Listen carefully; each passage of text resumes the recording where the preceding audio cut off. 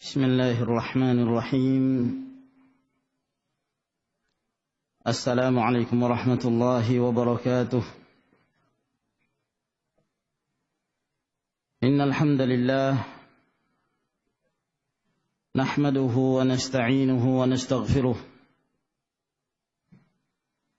ونعوذ بالله من شرور أنفسنا ومن سيئات أعمالنا.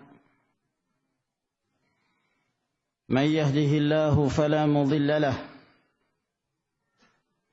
ومن يضلل فلا هادي له. وأشهد أن لا إله إلا الله وحده لا شريك له وأشهد أن محمدا عبده ورسوله. يا أيها الذين آمنوا اتقوا الله حق تقاته ولا تموتن إلا وأنتم مسلمون. يا أيها الناس اتقوا ربكم الذي خلقكم من نفس واحدة وخلق منها زوجها وبث منهما رجالا كثيرا ونساء. واتقوا الله الذي تساءلون به والأرحام إن الله كان عليكم رقيبا. يا أيها الذين آمنوا اتقوا الله وقولوا قولا سديدا يصلح لكم أعمالكم ويغفر لكم ذنوبكم ومن يطع الله ورسوله فقد فاز فوزا عظيما. أما بعد فإن أصدق الحديث كتاب الله جل جلاله وخير الهدي هدي محمد صلى الله عليه وعلى آله وسلم وشر الأمور محدثاتها فإن كل محدثة بدعة وكل بدعة ضلالة وكل ضلالة في النار. معاشر المسلمين والمسلمات رحمكم الله. Alhamdulillah, Allah subhanahu wa ta'ala yang senantiasa melimpahkan rahmatnya kepada kita dan telah memberikan kepada kita sekalian al-fursah, kesempatan untuk mengkaji salah satu kitab dari kitab-kitab hadis yang diketahui bahwa kitab adalah merupakan kitab yang paling sahih setelah Al-Quranul Karim, yaitu Sahihul Imam Al-Bukhari rahimahullahu ta'ala. Kita memohon kepada Allah Azza wa Jalla, semoga Allah subhanahu wa ta'ala senantiasa menambahkan kepada kita al-iman, keyakinan dan al-fiqh fid din, mendalami agama Allah subhanahu wa ta'ala. Sebagaimana Abdullah bin Mas'ud radhiyallahu ta'ala anhu yang diriwayatkan oleh Imam Ahmad rahimahullah dalam musnadnya, beliau pernah berdoa kepada Allah Azza wa Jalla, Allahumma zidna imanan wa yaqinan wa fiqha. Ya Allah, tambahkanlah kepada kami keimanan, keyakinan, demikian pula al-fiqhu, pemahaman di dalam agama Allah. Ma'asyiral muslimin wal muslimat rahimakumullah, kita masih dalam pembahasan tentang Kitabul Iman dari Sahih Al-Imam Al-Bukhari rahimahullahu ta'ala. Pada pertemuan yang terakhir telah kita sebutkan ucapan Al-Imam Al-Bukhari tentang pentingnya saling cinta mencintai karena Allah dan membenci seseorang karena Allah subhanahu wa ta'ala. Telah kita sebutkan beberapa riwayat yang datang menjelaskan tentang hal ini. Di antaranya hadis Abi Dzar hadis Abi Umamah yang diriwayatkan oleh Abu Dawud. Kata Nabi sallallahu alaihi wasallam, "Afdhalul a'mali al-hubbu fillah wal bughdhu fillah." Amalan yang paling afdal, yang paling mulia adalah cinta karena Allah dan membenci karena Allah. Dalam riwayat Abu Umamah, Nabi sallallahu alaihi wasallam mengatakan, "Man ahabba lillah wa abghada lillah wa a'ta lillah wa mana'a lillah faqad istakmala al-iman." Barang siapa yang mencintai seorang karena Allah dan membenci seseorang juga karena Allah, memberi sesuatu karena Allah dan menahan dari sesuatu juga karena Allah, maka sungguh telah sempurna keimanannya. Kita lanjutkan kembali apa yang beliau sebutkan dari beberapa riwayat berkenaan tentang iman mencakup perbuatan dan perkataan, bertambah dengan ketaatan dan berkurang dengan melakukan kemaksiatan-kemaksiatan. Berkata Imam Abu Abdullah Muhammad bin Ismail bin Ibrahim ibn al-Mughirah ibn Bardizbah al-Ju'fi al-Bukhari rahimahullahu ta'ala, wa kataba Umar bin Abdul Aziz ila Adi bin Adi. Dan Umar bin Abdul Aziz menulis surat kepada Adi bin Adi. Adapun Umar bin Abdul Aziz radhiyallahu taala anhu seorang khalifah yang masyhur, yang pada zaman kekhilafahan beliau berhasil memakmurkan negerinya, dan beliau radhiyallahu taala anhu dianggap oleh para ulama di antara al-khulafa'ur rasyidun, termasuk dalam keumuman hadis Nabi sallallahu alaihi wasallam, "Alaikum bisunnati wa sunnati al-khulafa'ir rasyidin al-mahdiyyin min ba'di." Hendaklah kalian berpegang teguh dengan sunnahku dan sunnahnya al-khulafa'ar rasyidun, para khalifah yang mendapatkan bimbingan, yang diberi hidayah oleh Allah Subhanahu wa taala. Maka mereka adalah Abu Bakar As-Siddiq, Umar bin Al-Khattab, Uthman bin Affan dan Ali bin Abi Thalib radhiyallahu taala anhum, dan mereka juga memasukkan termasuk di antara al-khulafa'ur rasyidun adalah Umar bin Abdul Aziz radhiyallahu taala anhu. Dan beliau rahimahullahu taala seorang khalifah, di samping itu beliau seorang alim dari kalangan ahli ilmu, ahli ibadah, memiliki zuhud dan wara'. Semenjak kecilnya telah nampak tanda-tanda tersebut pada diri Umar bin Abdul Aziz radhiyallahu taala anhu. Suatu ketika pada saat beliau masih kecil, suatu ketika beliau menangis, sehingga ibunya kasihan melihat keadaan dia disebabkan karena tangisannya. Maka ibunya pun bertanya kepada anaknya, "Apa yang menyebabkan engkau menangis, wahai Umar?" Kata Umar radhiyallahu taala anhu, "Dzakartul maut." Aku mengingat kematian. Aku mengingat kematian. Mendengarkan itu, maka ibunya pun ikut menangis. Radhiyallahu taala anhu. Ini sudah nampak dari semenjak beliau masih kecil, dididik dengan didikan ilmu, sehingga beliau tumbuh menjadi seorang alim, shadiq, zahid, abid, dan disenangi oleh rakyatnya. Nah, ma'asyiral muslimin rahimakumullah, beliau selalu memberikan nasihat, dan nasihat-nasihat tersebut dituliskan oleh para ulama, diriwayatkan oleh mereka dalam riwayat-riwayatnya. Di antara apa yang dinukilkan dari Umar bin Abdul Aziz radhiyallahu taala anhu, beliau mengatakan, "Ma kadzabtu mundu alimtu anna al-kadhiba yadurru ahlah."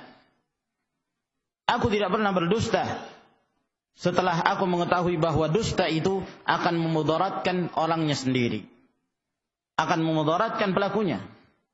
Siapa yang berdusta, maka dia sendiri akan mendapatkan akibatnya dari kerugian, sengsara pada saat dia bertemu Allah Subhanahu wa taala. Demikian pula termasuk di antara perkataan hikmah yang diucapkan oleh Umar bin Abdul Aziz radhiyallahu taala anhu. Beliau mengatakan, man aktsara dzikral maut radiya minal yasir fi hayati dunya. Barang siapa yang suka mengingat-ingat kematian, maka dia merasa cukup dengan apa yang dia dapatkan dari rezeki dalam kehidupan dunia ini. Apa yang Allah berikan, maka dia merasa qanaah, merasa cukup, hidup apa adanya. Disebabkan karena dia mempersiapkan pada saat dia bertemu Allah Subhanahu wa taala dari al-a'mal as-salihah, amalan-amalan yang salih. Wa man 'adda kalamahu min 'amalihi qalla kalamuhu illa fima yanfa'uh. Dan barang siapa yang menghitung-hitung ucapannya, perkataannya dari amalannya, maka niscaya ucapannya itu akan semakin sedikit dan dia tidak berbicara kecuali perkara-perkara yang mendatangkan manfaat pada dia.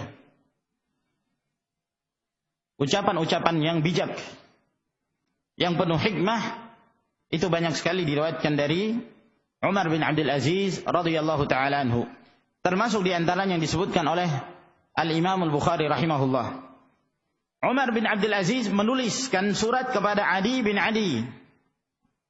Adi bin Adi Al-Kindi rahimahullah, seorang tabi'i, ayah beliau dari kalangan para sahabat Nabi sallallahu alaihi wasallam. Umar bin Abdul Aziz menulis surat kepada Adi bin Adi karena pada saat itu Adi bin Adi adalah salah seorang di antara bawahan Umar. Beliau mengangkatnya sebagai gubernur di salah satu daerah. Maka Umar bin Abdul Aziz tatkala mengirimkan surat kepada Adi bin Adi, dalam surat itu beliau mengatakan, inna lil imani fara'idha wa syara'i'a wa hududan wa sunana.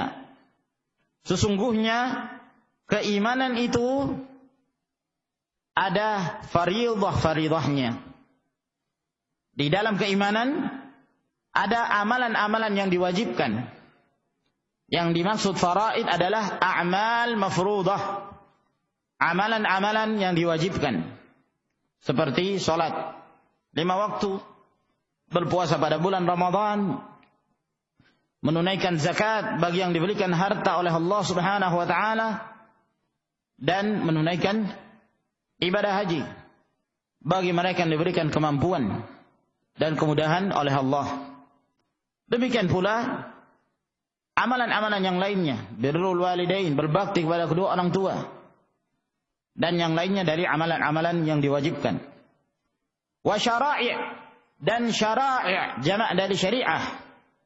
Yang dimaksud oleh beliau adalah aqaid, yaitu aqidah, bahwa di dalam Islam, di dalam iman ini, di sana terdapat aqidah yang menjadi prinsip-prinsip pegangan bagi seorang muslim dalam mengamalkan agama Allah Subhanahu wa taala. Seperti mengucapkan 2 kalimat syahadah, asyhadu an la ilaha illallah wa asyhadu anna Muhammadar Rasulullah. Seperti keyakinan bahwa segala jenis ibadah haruslah diperuntukkan dan dimurnikan hanya untuk Allah Subhanahu wa taala, tidak kepada yang lainnya. Wa ma umiru illa liya'budullah mukhlishina lahud-din hunafa. Tidaklah mereka diperintahkan melainkan agar mereka menyembah hanya kepada Allah, mengikhlaskan agama ini hanya untuk Allah Subhanahu wa taala, tidak kepada yang lainnya. Maka itulah aqidah. Sehingga barang siapa yang menyerahkan satu jenis ibadah kepada selain Allah Subhanahu wa taala, maka sungguh dia telah terjerumus ke dalam perbuatan kesyirikan yang diancam oleh Allah Subhanahu wa taala bahwa seluruh amalannya akan dihapus oleh Allah. La in asyrakta la yahbatanna amaluka. wa la takunanna minal khasirin. Apabila kalian menyekutukan Allah, maka niscaya terhapus seluruh amalan-amalan kalian, dan kalian termasuk di antara orang-orang yang merugi. Dan Allah Subhanahu wa taala juga berfirman, "Wala in asyraku lahabita, walau asyraku lahabita anhum ma kanu ya'malun." Kalaulah mereka menyekutukan Allah Subhanahu wa taala, maka terhapus, habit, apa yang telah mereka amalkan dari amalan-amalan saleh. Kalau dia mengerjakan salat, dia berpuasa di bulan Ramadan, menunaikan zakat, mengerjakan amalan-amalan saleh yang lainnya, tapi dia mendatangkan satu perbuatan kesyirikan yang besar yang menyebabkan dia keluar dari Islam, maka pada saat itu tidak bermanfaat seluruh apa yang dia amalkan dari amalan-amalan saleh. Waliyadzubillah. Wa hududa, dan di dalam iman, di dalam Islam ini ada hudud, ada batasan-batasan. Yang dimaksud batasan-batasan itu adalah al-manhiyat, perkara-perkara yang dilarang dan yang diharamkan oleh Allah Subhanahu wa taala. Wa tilka hududullahi fala ta'taduha, itu adalah batasan-batasan dari Allah, maka janganlah kalian melampaui batasan-batasan tersebut. Wa sunana, dan di dalam iman ini juga terdapat sunnah-sunnah. Yang dimaksud adalah al-a'malul mandubat, amalan-amalan yang dianjurkan, yang disunnahkan bagi kaum muslimin untuk memperbanyak amalan-amalan tersebut. Berzikir kepada Allah Subhanahu wa taala, ya, beristighfar kepada Allah Azza wa Jalla, memperbanyak amalan-amalan salat sunnah, apakah itu rawatib ataukah salat-salat yang lainnya, salatul duha, salatul lail, dan yang lainnya dari amalan-amalan yang disunnahkan. Lalu kata beliau, faman istakmalaha istakmalal iman. Barang siapa yang menyempurnakan perkara-perkara ini, maka dia telah menyempurnakan keimanan.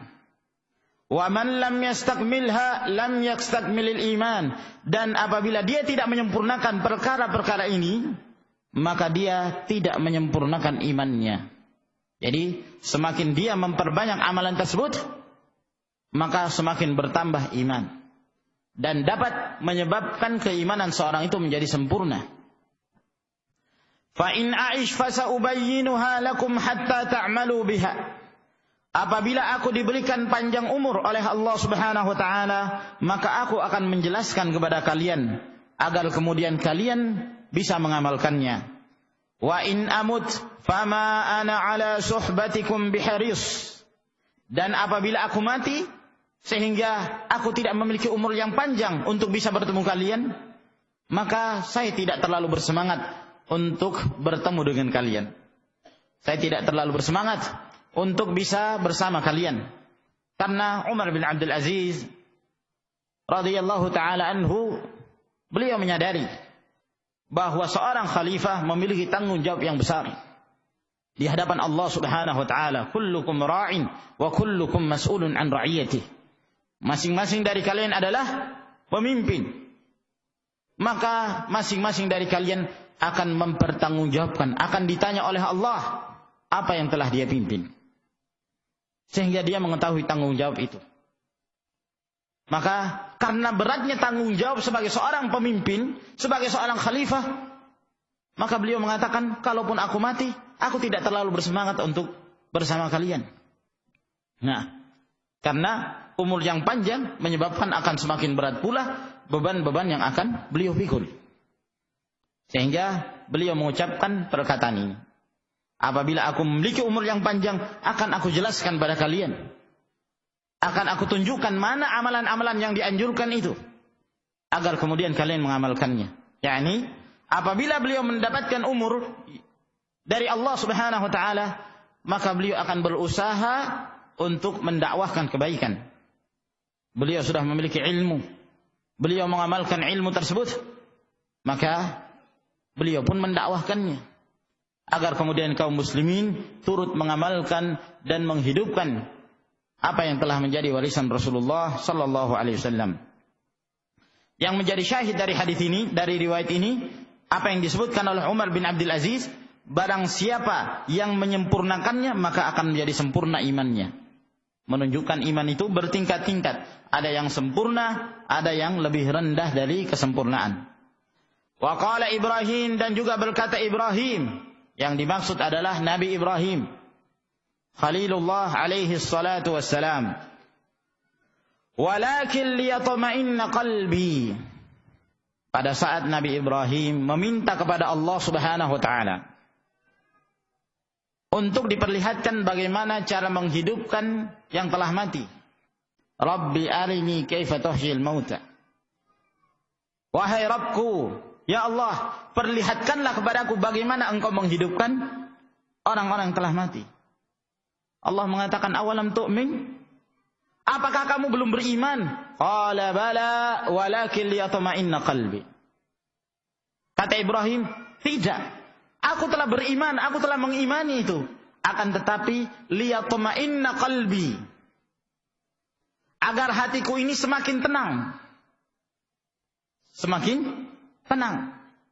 Tenang dengan apa? Dengan keimanan. Yang dimaksud liyatma'inna qalbi ditafsirkan oleh Mujahid, muridnya Abdullah bin Abbas, demikian pula Sa'id bin Jubair, bahwa yang dimaksud oleh Ibrahim alaihissalam liyatma'inna qalbi ay liyazdada imani, agar bertambah keimananku. Jadi Ibrahim alaihissalam sudah punya keimanan, tapi beliau ingin menyempurnakan lagi imannya, sehingga beliau semakin yakin dengan apa yang dikatakan oleh Allah Subhanahu wa taala, bahwa Allah menghidupkan yang mati. Karena yakin itu sendiri bertingkat-tingkat. Ya. Beliau sudah yakin. Namun beliau meminta kepada Allah untuk diperlihatkan secara langsung bagaimana menghidupkan orang-orang yang telah mati itu. Untuk semakin menambah keyakinan tersebut. Jadi yakin itu sendiri asal dari keimanan, itu bertingkat-tingkat keadaan seorang. Dalam riwayat Imam Ahmad dari hadis Abdullah bin Abbas, kata Rasulullah sallallahu alaihi wasallam, "Laisal khabaru kal muayanah." Tidak sama antara berita dengan seseorang melihat secara langsung. Enggak sama kan? Nah, khabar itu tidaklah sama seperti orang yang menyaksikan secara langsung. Tatkala kita berada di sebuah tempat jauh dari rumah, ada seorang mengabarkan pada kita, orang ini orang yang kita percayai. Dia mengatakan, wahai saudaraku, aku mendengarkan khabar, atau aku telah mendapatkan khabar dari orang yang terpercaya, bahwa ayahmu telah meninggal. Ayahmu telah meninggal. Ini khabar. Yang meriwayatkan seorang yang terpercaya. Kita percaya. Oh iya. Tapi kemungkinan salah itu masih ada. Datang lagi khabar dari arah yang lain, dari jalur yang lain, mengabarkan kepada dia bahwa ayahnya telah meninggal. Datang lagi khabar, semakin bertambah kepercayaan pada dirinya bahwa benar ayahnya telah meninggal. Ya kan? Tapi dia belum menyaksikan. Semakin banyak khabar dari berbagai arah, dari 20 jalan. Maka timbul keyakinan pada dirinya, oh ini khabar benar. Bahkan bisa dikatakan mutawatir. Ya, satu yang tidak bisa ditolak. Demikian banyak orang-orang yang telah mengabarkan dari berbagai jalan, semuanya mengabarkan kepada saya bahwa ayahnya telah meninggal. Tapi dia belum menyaksikan secara langsung. Tapi keyakinan itu sudah ada. Maka dia pun berangkat pulang ke rumahnya. Pada saat dia pulang ke rumahnya, dari kejauhan, ya, dia melihat di lorong rumahnya ada bendera merah, bukan bendera merah putih ya, bendera putih, ya. Ada bendera putih biasanya ya, kebiasaan orang-orang. Kalau ada kematian, mereka memasang bendera tanda menyerah. Nah, bendera yang berwarna putih, tanda bahwa itu adalah kematian. Nah, semakin yakin dia. Memang benar bahwa ayahnya telah meninggal. Dari kejauhan dia melihat rumahnya, banyak orang yang berdatangan. Nah, kemudian terlihat beberapa dari kalangan mereka ada yang siap-siap melakukan sesuatu, ya. Maka dia semakin mendekat. Ternyata mereka berkumpul, ada yang menangis, ya. Ada yang mengerjakan persiapan untuk kuburannya, maka semakin yakin dia. Tapi dia belum melihat. Maka dia masuk ke dalam rumahnya, dia melihat ada mayat.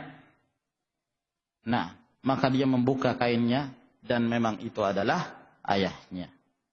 Maka semakin yakin pula dia. Dari awal dia sudah yakin, semenjak banyaknya berita yang datang dari berbagai arah dia sudah yakin. Tapi khabar tidaklah seperti kalau dia menyaksikan secara langsung. Keyakinan itu bertingkat-tingkat. Maka inilah yang diminta oleh Ibrahim alaihissalam. Beliau telah yakin bahwa Allah Subhanahu wa taala menghidupkan kematian. Menghidupkan orang-orang telah mati.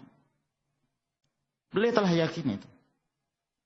Dan itu beliau ucapkan. Ya, alladzi khalaqani fahuwa yahdin. Walladzi huwa yut'imuni wa yasqin. Wa idza maridtu fahuwa yashfin. Nah. Walladzi yumituni thumma yuhyin. Kata Ibrahim alaihissalam, dialah Allah. Hanya dialah yang aku sembah. Dialah Allah yang telah menciptakanku dan telah membimbingku. Dialah Allah yang telah memberikan makan dan minum kepadaku. Apabila aku dalam keadaan sakit, maka Allah yang memberikan kesembuhan kepadaku. Dialah Allah yang mematikanku dan yang menghidupkanku. Beliau telah yakin itu, bahwa Allah yang menghidupkan.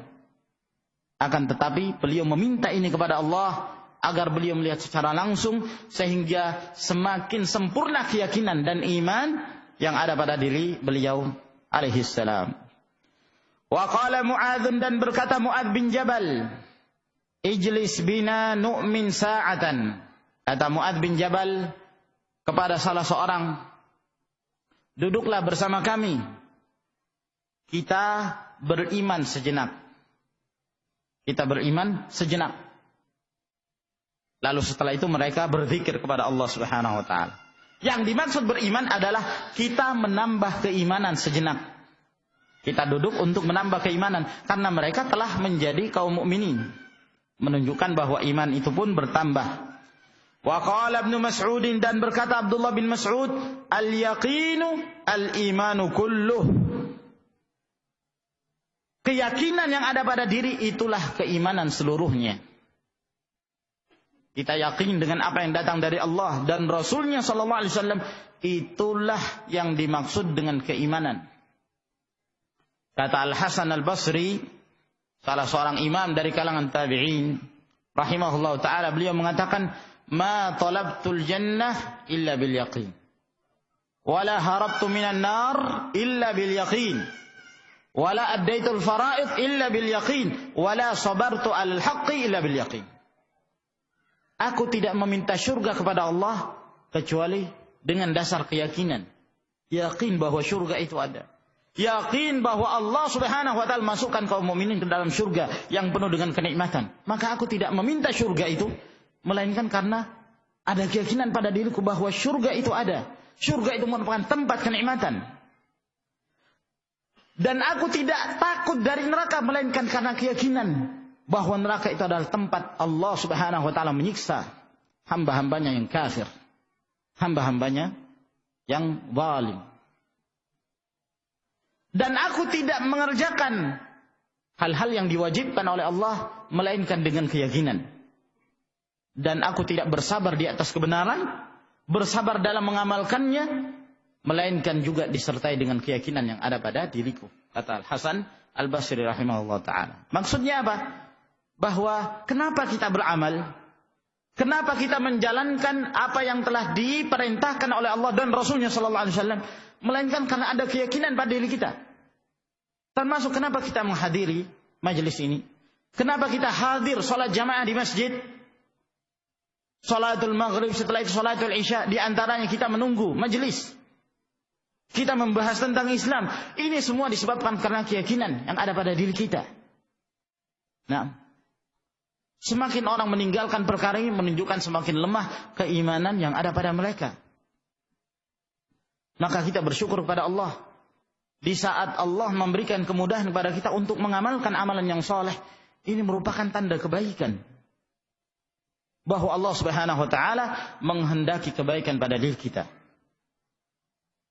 Wa qala Ibnu Umar, dan berkata Abdullah bin Umar, la yablughul 'abdu haqiqatat taqwa hatta yada'a ma haka fi sadr. Seorang hamba tidaklah akan mencapai hakikat dari ketakwaan sampai dia meninggalkan apa yang ragu di dalam dirinya. Ya, meninggalkan suatu keraguan. Inilah yang disebut dengan perkara ishtibah, perkara syubhat. Ya, sesuatu yang meragukan, ini halal ataukah haram. Maka dia tinggalkan karena takut, khawatir. Nabi sallallahu alaihi wasallam suatu ketika beliau lewat, di depannya ada sebiji kurma. Beliau tidak mau makannya. Kenapa? Beliau mengatakan, laula anni akhsha an takuna minas sadaqah la akaltuha. Kalaulah bukan karena kekhawatiran dan aku takut jangan sampai kurma ini termasuk dari sedekah, saya akan makan kurma ini. Tapi karena khawatir jangan sampai ini termasuk dari sedekah, dan Rasulullah sallallahu alaihi wasallam tidak diperbolehkan makan dari sedekah. Wa qala Mujahidun, dan berkata Mujahid, syara'a lakum, Allah telah mensyariatkan kepada kalian. Maknanya adalah ausainaka ya Muhammad wa iyyahu dinan wahidan. Kami telah mewasiatkan kepadamu wahai Muhammad dan juga kepadanya, pada Ibrahim alaihissalam, agama yang satu. Jadi agamanya para nabi itu satu. Dinuhum wahid. Prinsip-prinsip agama mereka satu, semuanya mengajak kepada la ilaha illallah, namun syariatnya yang berbeda-beda. Wa qala Ibnu Abbas, dan berkata Ibnu Abbas, syir'atan wa minhaja. Masing-masing dari kalangan para nabi dan rasul itu ada syariat, ada sabilan wa sunnatan. Masing-masing punya metode, punya jalan tersendiri dan punya sunnah tersendiri. Ya. Jadi dalam hal syariat berbeda-beda. Syariat yang diturunkan kepada Rasulullah sallallahu alaihi wasallam berbeda dengan syariat yang diturunkan pada nabi-nabi dan rasul sebelumnya dalam banyak perkara. Oleh karena itu pendapat yang sahih dari kalangan para ulama dalam menyikapi apakah syariat orang-orang sebelum kita termasuk syariatnya kita, apakah syariat orang-orang sebelum diutusnya Rasulullah sallallahu alaihi wasallam termasuk syariat yang bisa kita amalkan di zaman Rasulullah SAW.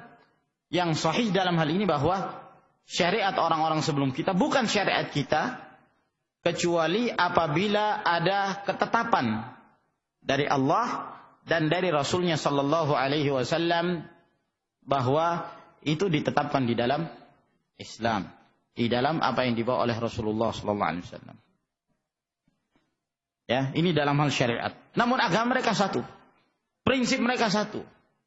Barang siapa yang baca firman-firman Allah Subhanahu wa taala, setiap dari kalangan para nabi, pertama kali skala prioritas yang mereka jadikan sebagai pijakan dakwah mereka kepada umatnya adalah ajakan kepada la ilaha illallah.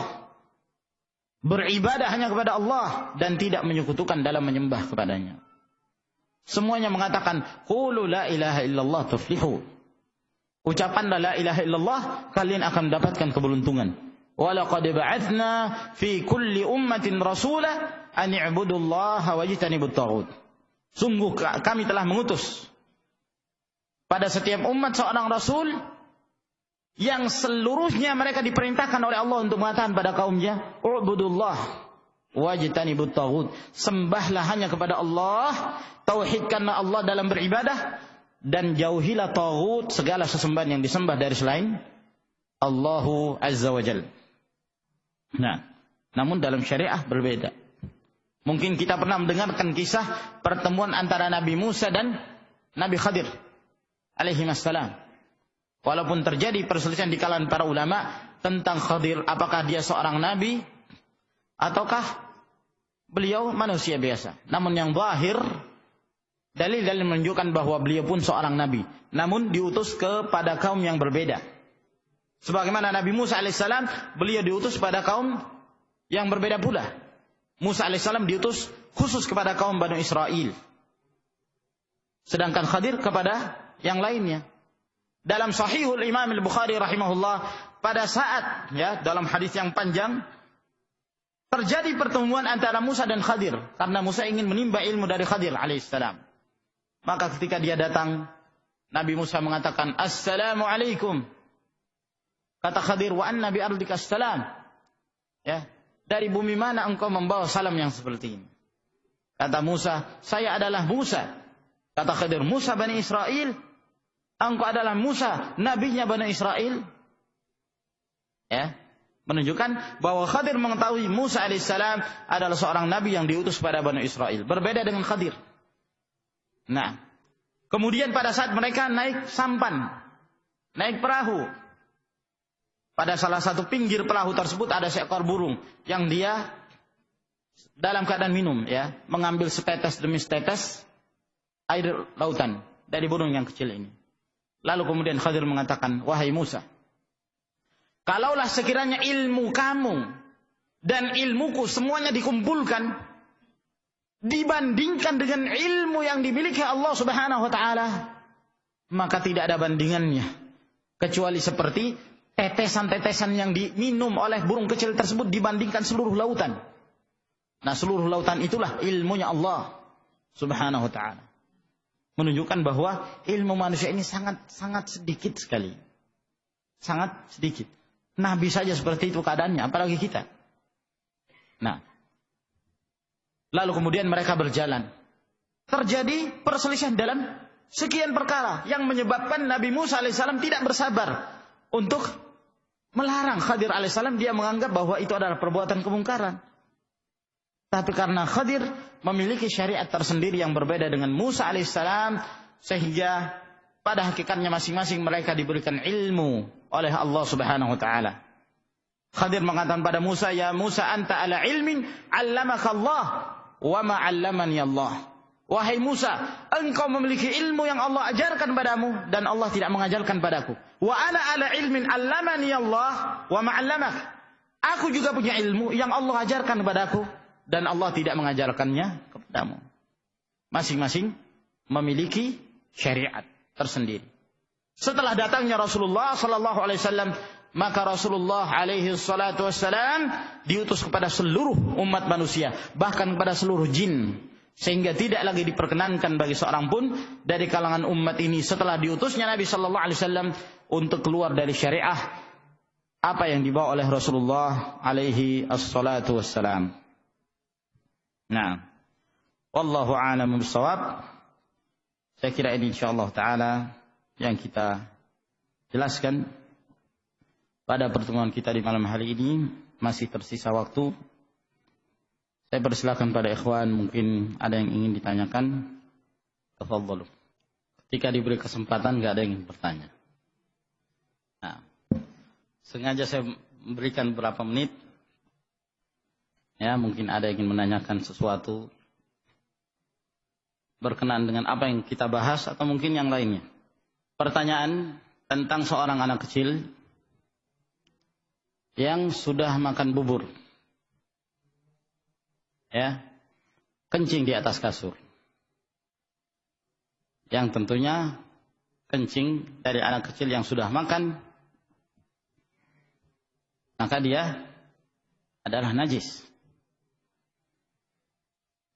Lalu kemudian ibunya sudah membersihkan, dia sudah berusaha untuk menghilangkan, tapi masih juga ada baunya. Maka apakah tetap kasur tersebut dianggap sebagai najis? Ma'asyiral muslimin rahimakumullah, tentang masalah anak kecil dari air kencingnya. Tentunya di dalam syariah ini Rasulullah sallallahu alaihi wa ala alihi wasallam membedakan antara kencing anak laki-laki dengan kencing anak perempuan. Kalau kencing anak perempuan dicuci, sebagaimana orang dewasa. Adapun kencing anak laki-laki apabila dia belum makan, kebanyakan dia mengkonsumsi dari ASI-nya, dari air susu ibunya. Maka dalam hal ini air kencing tersebut tetap najis, hanya saja asy-syariah memberikan keringanan dalam hal membersihkannya. Yaitu cukup dengan yurash. Ar-rash, ya, ar-rashash, yakni memercikkan, ya, dipercikkan. Itu sudah cukup. Tapi kalau dia sudah makan dan konsumsi, kebanyakan yang dia konsumsi adalah dari makanan, bukan dari susu, maka tetap harus dibasuh, harus dicuci. Sehingga yang nampak dari apa yang ditanyakan tersebut, bahwa anak kecil ini telah makan. Dan kebanyakan yang dia konsumsi adalah dari makanan. Ya, maka harus dibasuh. Nah, kemudian tempat yang terkena najis ini, tentunya gimana cara menghilangkannya? Tempat tersebut, apakah itu kasur atau pakaian dan yang semisalnya, kita berusaha untuk membersihkan sampai tidak lagi tertinggal baunya, atau warnanya, atau rasanya. Tidak lagi ada bekasnya sama sekali. Namun, apabila kita telah membasuhnya, ya, kita telah berusaha untuk membersihkan, ternyata masih berbekas. Masih berbekas. Contoh misal, darah haid misalnya, pada seorang wanita yang melekat pada pakaiannya, sudah dibersihkan, masih saja ada warna merah di situ, yang menunjukkan masih ada atharuddam, bekas dari darah tersebut. Kalau kita sudah berusaha, maka insyaallah taala bekas tersebut tidaklah memberikan pengaruh. Tidaklah memberikan pengaruh. Nah, demikian pula hukumnya dalam hal bau. Kalau kita sudah berusaha untuk membersihkannya, lalu kemudian ternyata masih tercium juga dan tidak mungkin, yakni sangat sulit untuk dihilangkan, maka yang demikian ini pun ma'dzur, diberikan uzur dan tidak memudaratkan bekasnya. Namun tentunya di sana saya kira di zaman sekarang sangat banyak sekali cara-cara yang mudah untuk menghilangkan bau tersebut. Apakah dengan cara, ya, dicampur dengan sesuatu yang harum, dari air tersebut, atau yang semisalnya, sampai kita bisa menghilangkan baunya, agar kemudian tidak ada syak, keraguan pada diri kita tentang kesucian tempat yang telah kita cuci tersebut. Wallahu a'lam. Apakah belum termasuk beriman orang yang tidak mau mengikuti apa yang datang dari Nabi sallallahu alaihi wasallam, padahal dia muslim? Padahal dia muslim. Ya, sebentar dulu, apakah benar dia muslim? Kan itu pembicaraannya. Ya, satu pertanyaan terakhir ini, ya. Naam. Walhasil, yang mengatakan tidak beriman bukan saya, bukan Imam Syafi'i, bukan Imam Ahmad, bukan pula Abu Bakar As-Siddiq, Umar, Utsman dan Ali radhiyallahu ta'ala anhum. Yang mengatakannya adalah Allah Subhanahu wa ta'ala. Dalam Al-Qur'anul Karim Allah berfirman, "Fala wa rabbika la yu'minuna hatta yuhakkimuka fima shajara bainahum." Thumma la yajidu fi anfusihim harajan mimma qadaita wa yusallimu taslima. Tidak sama sekali. Demi Rabbmu, Allah bersumpah dengan dirinya sendiri, mereka itu tidak beriman sampai mereka menjadikan engkau wahai Rasul sebagai hakim, sebagai pencetus hukum terhadap apa yang diperselisihkan oleh mereka. Kemudian mereka tidak merasa sempit pada diri mereka dari apa yang telah beliau jadikan sebagai hukum dan ketetapan, dan mereka berlapang dada, berserah diri dengan apa yang telah menjadi ketetapan Rasulullah sallallahu alaihi wasallam. Jadi Allah yang menyatakan demikian, mereka itu tidak beriman. Maka barang siapa, ya, perhatikan, barang siapa yang meyakini itu ucapan Rasul sallallahu alaihi wasallam, ya, namun dia mengatakan saya menolaknya dan saya tidak mau terima karena bertentangan dengan akal saya, padahal dia yakini bahwa itu adalah ucapan Rasul, maka para ulama mengatakan orang ini kafir keluar dari Islam. Namun kalau dia meyakini bahwa itu sabda Rasul, tapi misalnya dia mengatakan, ya apa boleh buat, kondisi menyebabkan saya harus cukur jenggot, kondisi menyebabkan saya harus begini dan begitu, akhirnya dia bermaksiat karena kondisi atau sesuatu dan lain hal. Padahal dia tahu itu adalah datangnya dari Rasulullah sallallahu alaihi wasallam. Maka yang demikian ini tidak menyebabkan dia keluar dari Islam, tapi dia melakukan perbuatan kemaksiatan. Hendaklah dia bertaubat kepada Allah Subhanahu wa taala. Ya. Jadi bisa dibedakan. Kalau seorang tersebut dia yakin, tapi dia melanggar apa yang ditetapkan oleh Nabi sallallahu alaihi wasallam disebabkan karena hawa nafsunya. Nah, disebabkan karena hawa nafsu atau sesuatu dan lain hal, kondisi dan berbagai macam perkara yang menyebabkan dia meninggalkan apa yang diajarkan oleh Nabi sallallahu alaihi wasallam, maka orang seperti ini asi, bermaksiat, ya, dan tidak menyebabkan dia keluar dari Islam, dia melakukan dosa besar. Hendaklah dia bertaubat kepada Allah Subhanahu wa taala. Wallahu a'lam bis-shawab. Wa akhiru da'wana alhamdulillahi rabbil alamin. Wassalamu alaikum warahmatullahi wabarakatuh.